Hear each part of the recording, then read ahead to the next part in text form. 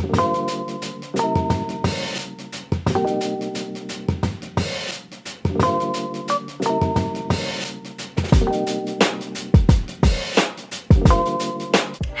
welcome back to my channel.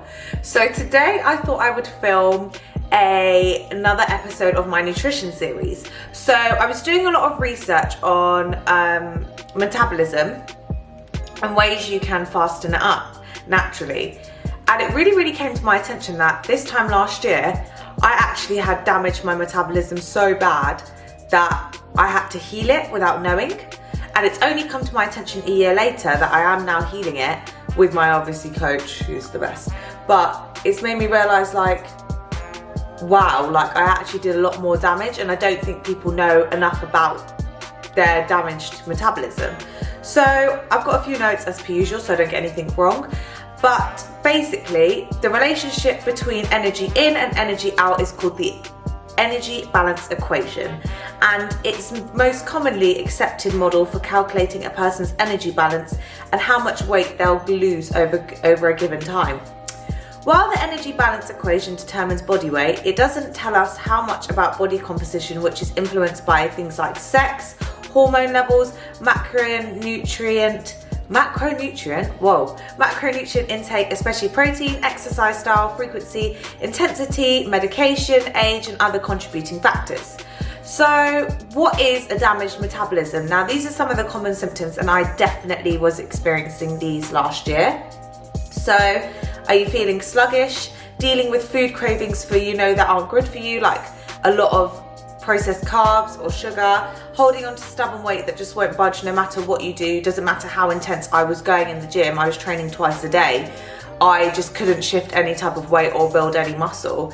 So chances are that your metabolism is to blame. Your metabolism, more specifically your metabolic rate, is how your body is burning calories. So there are three, so I took this from a website which I'll link down below, but there are 3 healing techniques, which is obviously sleep, making sure you have a sufficient amount of sleep. This time last year I was probably living off about 4 hours a night, 1 sleep cycle, which isn't recommended. Do not skip breakfast. Basically, the ethos behind this one is if you skip breakfast, you're more likely to have sugar cravings and food cravings throughout the day. So if you're a lot more consistent with your meals, it's a lot better for you, so you don't get that sudden hunger at 11 o'clock. Because I know a lot of people, and when they do tell me that they miss breakfast, I always advise against that. You don't jumpstart your metabolism. For example, I did used to fast until 12 o'clock and I would feel so sluggish and mind fogged. Obviously that kind of linked to hypoglycemia, but it is kind of also it's a common trait when people think that they're going to lose weight. Oh, I'll just skip out on breakfast. It's actually the most important meal because it sets your tone throughout the day, and not enough people stress about that. And exercising. Whenever you exercise, it jumpstarts your metabolism. If you're just sitting there and you're doing this, that's actually burning calories because you're actually burning and utilizing the energy in an efficient way. So building muscle will help you burn more calories even when you're not moving. So the higher your muscle mass, the stronger your metabolic rate is. The more muscle you have on you, the stronger your metabolic rate is, because your body has to work a lot faster, and basically you can build, I call it a bulletproof metabolic rate, which is like my goal. So common myths: metabolism isn't written in your genes. People can basically blame this on, oh, but it's just in my family. No. You can, it's not all about genes. Obviously your genes do make a really important part of where you can hold muscle. So for example, my family, I didn't really like them for ages. I used to get called broad at school and like kind of taking the mick out of them because I was quite elongated here, but now I'm actually building my physique. I'm really happy that I've got bigger shoulders, because not bigger but more prominent shoulders, because they actually, in turn, if you have broader shoulders, your waist looks smaller. And then obviously, if you want that shape, and any shape's beautiful, but that's my desired shape. Workout ruts require diet changes. Go into rest and recovery period, and when you might see the scale tick up. With less exercise, you are likely to be in a calorie surplus, and your metabolism doesn't adjust to patterns of movement immediately. Fortunately, the weight gain and lagging metabolism is likely temporarily. Metabolism will rise back up, and how quickly this happens is individual. So it's really important that you make sure that you are fueling your workouts correctly, and you must obviously fuel to train. That you have to eat in order to perform if you are weightlifting. Obviously cardio is slightly different, but if you are weightlifting of that genre, then it is really important to make sure you are taking in, the kind of rule of thumb is a pound of body weight to a pound of protein, but obviously it does determine on your own goals and what you want to achieve.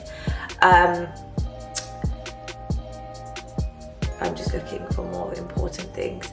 Eat protein and do weight training, and there's a common study that if you drink about 3 cups of green tea a day, there's a compound called epigallocalcitonugalate, which may increase in calories and fat you burn.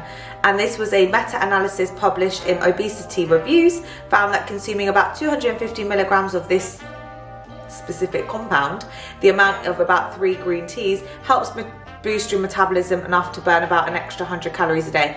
I only drink 1 cup of green tea, but I do like the taste of it, and I do like the health benefits behind it. And obviously, as there are a lot of articles for and against caffeine and weight loss, there is no magic pill for weight loss or speeding up your metabolism. It is just a lengthy process that you have to bear with your body. So it can be disheartening sometimes when you do see not a lot of changes in your body. But let me just remind you something that I've learned from my own personal experience. If you do increase your calories and you are gaining muscle but you're increasing your body fat, you are going to see less results. It does take so much longer. So that's why I take the stress of taking a photo every week, because then even weeks where I'm not feeling it, or weeks where I'm eating like 1 a.m. on Saturday night, which is like kind of my late night, it's really important that I do keep a hold of that. Metabolic damage, or better known as starvation mode, is the phenomenon referring to the body's psychological adaptation or natural response to long-term calorie restriction or deficit. If you've been in a deficit for a prolonged period of time, more likely you are going to have damage to metabolism. So it is extremely important that you are aware. You know, we see on the internet so much deficit, deficit, deficit, deficit, when really it's actually counteracting what our body needs. It's great to get in a deficit, you know, if it is for, I don't know, 3 months, for example, because you can see the muscle that you've built, you know, you are shredding that little bit of extra water weight, that little bit of extra fat. But a deficit for a prolonged period, which I definitely was in, a strong deficit for a good like 9-10 months, I was just feeling like I could go and eat anything. And I would go to my favourite dessert parlour in London, and I literally remember going there and I had like 7 desserts and ate it all. And yeah, I went there when I wasn't on such a strong deficit. So when I've reintroduced sweet potato in my diet, in those days I was just having avocado. And yes, I went there, had a shake, had half a cake, and I was so satisfied.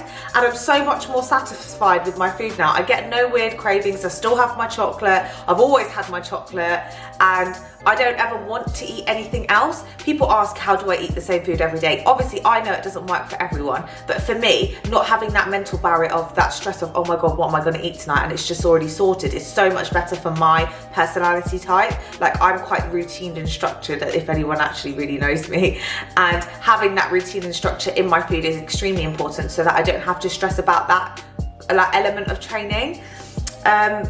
One main reason why metabolic damage or adaptivity can occur is when our calorie deficit is too large, when the energy is going out is way more than the energy coming in, so the food that you're eating, which essentially tells our bodies to slow down metabolism in order to preserve energy. As a result, this can make you feel hungrier and increase food cravings. This can cause a halt in your weight loss efforts, and which can make you feel unsuccessful and miserable, that abandon your weight loss efforts and gain the weight back as a result. So personally, from my experience of having gone through this, everyone's experience is different, and obviously there's no right or wrong answer.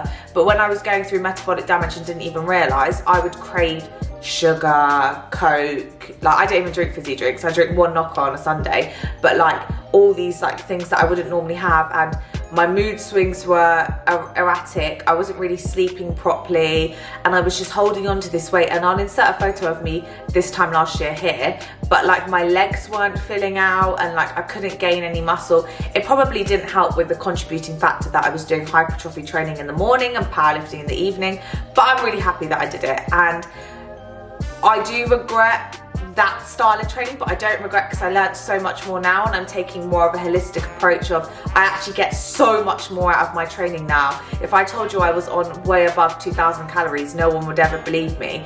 I eat more than, you know, some people I know that weigh double my body weight, and it's just the way I like to eat. It's just 5 meals a day. I think it's really important to remember that, especially if you are starting with fitness, or you know, you are new to the game of weightlifting, it is super important that you are fueling your body correctly, and that you see all these fast, intermittent fasting,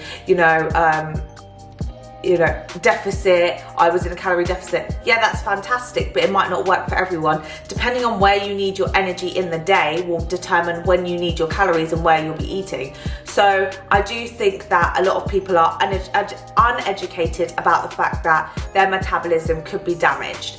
And also, when you are starting a lifestyle change, it isn't necessarily a diet.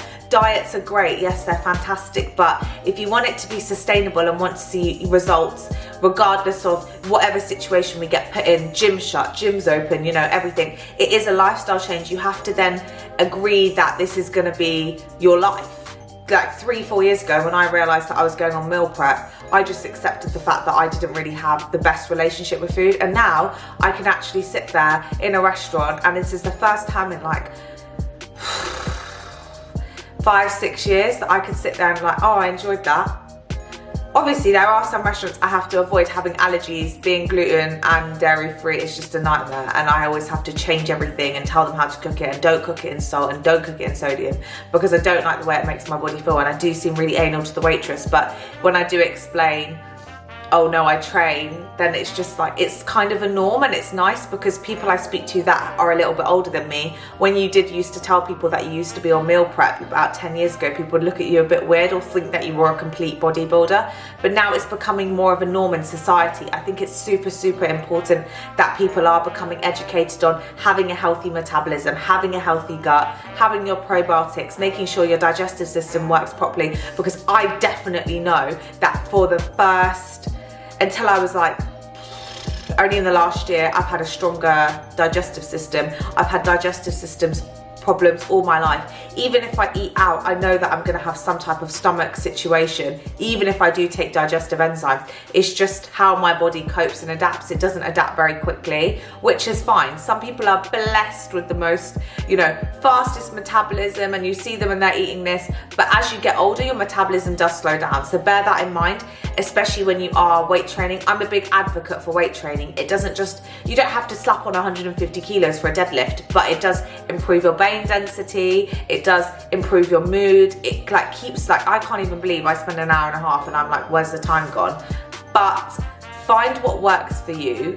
Make sure if you have any questions on healing your metabolism, you leave them in the comments down below. Don't forget to like and subscribe to this video, and leave the notification bell on, because I upload 3 times a week.